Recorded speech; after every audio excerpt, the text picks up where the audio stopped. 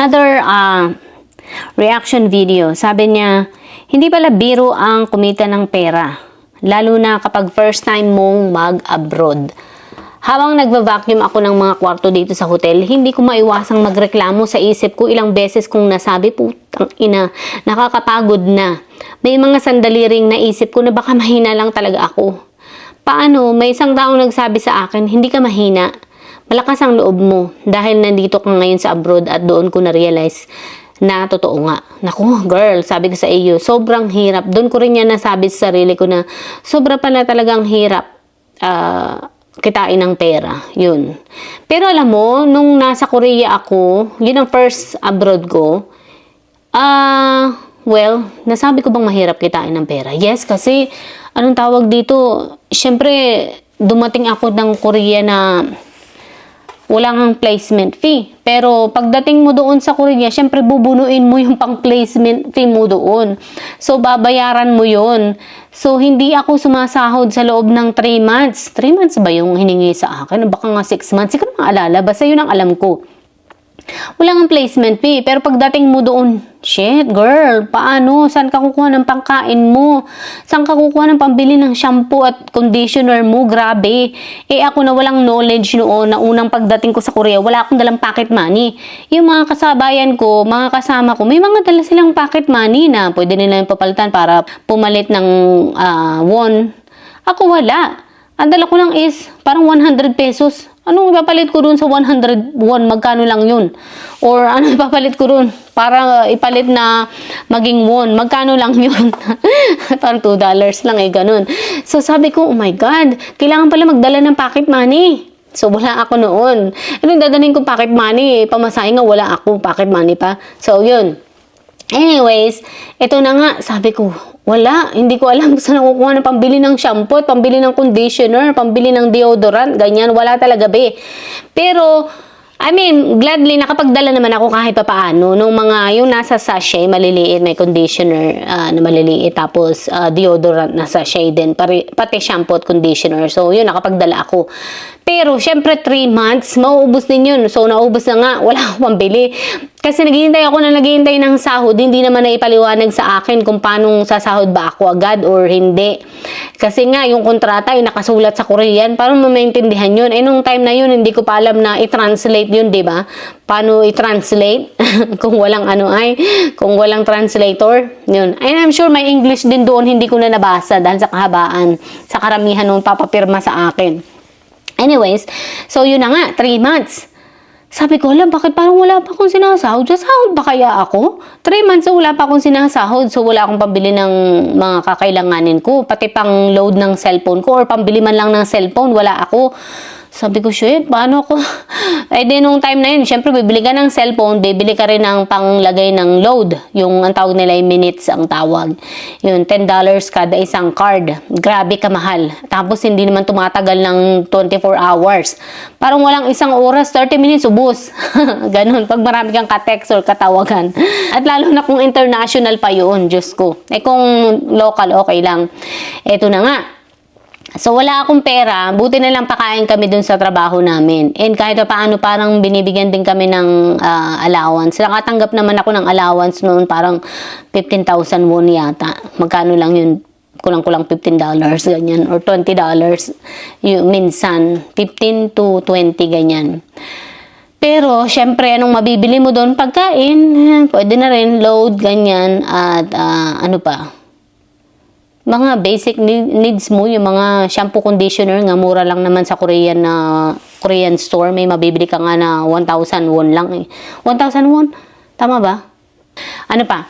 Tapos, nung makarating na ako ng USA naman, dito sa Amerika, ang hirap pa rin kitain ng pera. So, yun pa rin, hindi pa rin ako natutunan. Wala pa rin akong dalang pera, wala pa rin akong dalang pocket money. Ang natira na lang sa perang meron ako is parang 700 pesos. Grabe, magkano lang yung wala pang $20. So, yun na nga. Kung ano-anong naging trabaho ko dito sa Amerika, nagtrabaho din ako niyan, ganyan, sa hotel, tagalinis. Yun. Kasi nga, gusto kong magkaroon ng kita, gusto kong magkaroon ng trabaho, na-realize ko na hindi ko rin gustong mag-house cleaning, yun. I mean, mag-house cleaning, mag-housekeeping. Kasi sobrang hirap talaga. Hindi lang kasi isang room yung lilinisin mo, kakapagod kaya. Ilang room ang lilinisin mo.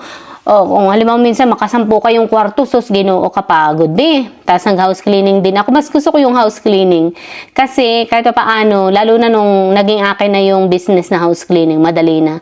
Pero before that, nag-house cleaning ako dun sa kaibigan ko na Thai dati. Kasi kasama lang niya ako dun sa kanya. Siya yung may-ari ng house cleaning business. Hanggang sa naisipan ko na rin magtayo ng sarili kong house cleaning business. Maganda kasi hawak mo yung oras mo. Yun nga lamang, hindi madali ding linisin ang bahay. Lalo na kung malaki yung bahay, sus, ginoo. Halimbawa, 4 bedrooms, tas malaki talaga yung bahay, lahat yun ay lilinisin mo, lalo na kung move out, Diyos ko, tapos may mga taong nandudoon sa tabi mo, paano kung makapaglinis ng mabilis? So, yun. Lilinisin mo yan, minsan kulang ang 6 na oras para linisin, i-deep clean yung bahay, yun. And mahirap talagang kitain ng pera. Siyempre, mahirap din ang magtrabaho lalo na sa simula. Lalo na kung yung mga maling trabaho talaga yung malalandingan mo. So, hanggang sa, eto na nga yung mga maling trabaho na nalandingan ko. Nagtrabaho din ako sa, sabi ko, ayoko mag-housekeeping. Lilipat ako doon ako sa front desk. Mag-front desk ako. Diyos ko, mas malala pa pala sa front desk. Dahil ang kalaban mo naman doon, hindi nga physical, pero yung utak mo naman.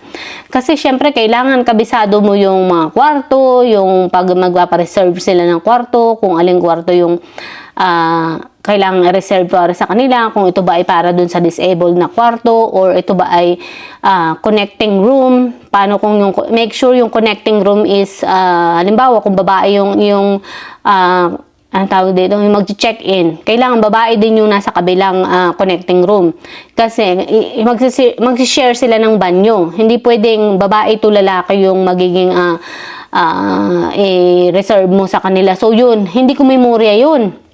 Kaya minsan aksidente ko na mai-reserve is yung pambabae sa panlalaki. Kaya ayan, yari ako. So yun, hindi ko rin siya tinagalan. Sa pagsagot-sagot pa ng telepono, maluloka ka kasi may mga tao na magagalitin, kausap. So hindi kayo magkaintindihan sa kabilang linya kasi may mga tanong siya na hindi mo masagot. Hindi mo alam kung ano yung sasagot mo. So, magagalit siya sa'yo at hanapin niya yung manager mo. So, yun. Kaya sabi ko, pucha, hindi ako tatagal dito. Tapos, ang dami mong memoryahin, ang dami mong lalo na pag closing ka. Kasi, syempre, magko-closing ka nung hotel. May mga audit pa yan, yung pagsasara noon. So, ginudo na ako maluloka. Kaya sabi ko, oh my God, screw that. Sabi ko ganyan. Iwanan ko itong trabahong ito. So, iniwan ko siya. Tapos, nalanding na naman ako sa maling trabaho. Ang nalanding ko naman is yung facial bilang isang patient care tech, aka CNA, yun. So, yun, hindi ko rin siya nagustuhan dahil ang dami ko rin kalaban doon. Yung anxieties ko doon ay malala din dahil naman sa mga ugali ng iba't ibang mga pasyente at iba't ibang ugali ng mga kamag-anak. So, hindi ko rin tinagalan yun. Plus, hindi ko rin kayang i-multitask yung sarili ko sa 40 rooms between one person. Tapos, tatawagan ko pa nung katrabaho mong nagagalit sa'yo dahil sa halip na siya nga, ako nga naman na nagtatrabaho doon kasi siya yung napapagkamala na naka-assign doon, tatawagin siya doon para maglinis. So, nagagalit na siya, nakabala siya. So, yun, sisigawan niya ako minsan, sabihin niya na, ikaw dapat ay nandito para ikaw ang gumagawa niyan. Tinatawagan kita kanina, hindi ka matawag-tawagan, nasan ka ba? Oh my God, grabe. Sabi ko, nandun ako sa kabilang pasyente, nagliligo ako ng pasyente. Paano ko iwanan yun? Hubot-hubad yung pasyente. Iwanan ko ba yun? Pwede kong iwanan yun? So, yun, nag-aaway kami doon. Kaya sabi ko, Lord, hindi ko ito tatagalan. Kaya, yun, nilayasan ko. Yun, sa sobrang hirap. And then, ang dami kong nalandingan na mga hindi tamang trabaho na hindi ko gusto talaga, na hindi ako nasiyahan, na hindi ako nag-enjoy talaga, na hindi ako naging masaya. Halos iniiyakan ko. Yun ang yung patient care tech, yun yung iniiyakan ko talaga. Yun. Tapos yung hotel, hindi ko naman siya iniiyakan, pero andun yung pressure. Yun. Yung hotel bilang front desk clerk, yan, hindi ko rin yan kinaya. So far, nandito ako sa trabaho ko ngayon na nalanding ako sa trabahong pinangarap ko at sa trabahong hiniling ko. So ito na nga, yung trabahong hiniling ko na meron akong kapayapaan, meron akong katahimikan, meron akong, yung oras ko is hindi pressure, hindi rin ako pressure sa mga katrabaho at yung customer, hindi rin ako pressure sa mga gagawin. So, At saka solo lang ako dito sa trabaho ko, kaya gustong-gusto ko yung trabaho ko. Nagtatrabaho ako ngayon bilang Store Experience Associate. Yun ang trabaho ko ngayon. Ang trabaho ko is, madali lang, nandun ako sa isang convenient store ng mga militaries. Yan, kagaya ng Armies, Air Force, Navy, all kinds of nasa militaries nga. So, yun. Ang pinagsiservan ko is sila lamang. Yun. Pero, meron ding mga civilian pero kakaunti. And, ang convenience store siya, may mga tindang pagkain, snacks, inumin, lahat ng mga basic necessities. Pati alcohol, sigarilyo, yun ang tinitinda namin.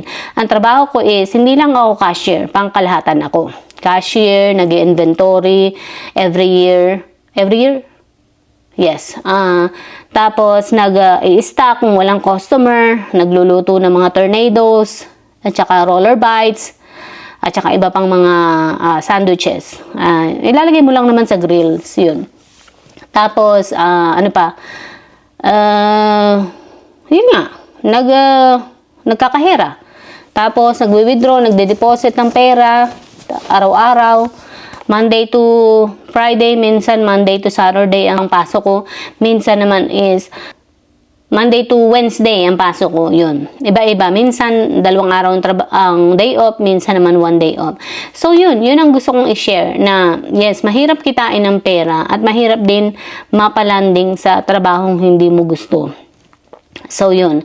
Maraming trabaho dito sa Amerika na pwede mong basukan. Yung marami ding paraan para ikaw ay kumita or mag-improve yung kita mo, ganyan. And then, may isa na naman akong bagong susubukan ngayon at magiging akong isang pharmacy tech, yes. Pero, naghihintay-hintay pa rin ako. Hindi pa ako sure kung ipupurso ko itong pagiging pharmacy tech. Naghihintay pa lamang ako. Kasi natatakot ako na baka itong trabahong iiwanan ko, ipagpapalit ko lamang sa trabahong ikadudulot ng aking pagkawalan ng peace of mind. Yun ang kinakatakot ko talaga. Pero, yun. We'll see kung ito'y kaloob sa akin ng Diyos, ibibigay niya. Kung hindi, ay hindi din at iiwas niya ako dito. Naniniwala ako doon. So, yun. Hanggang dito na lang at hanggang sa muli. Bye!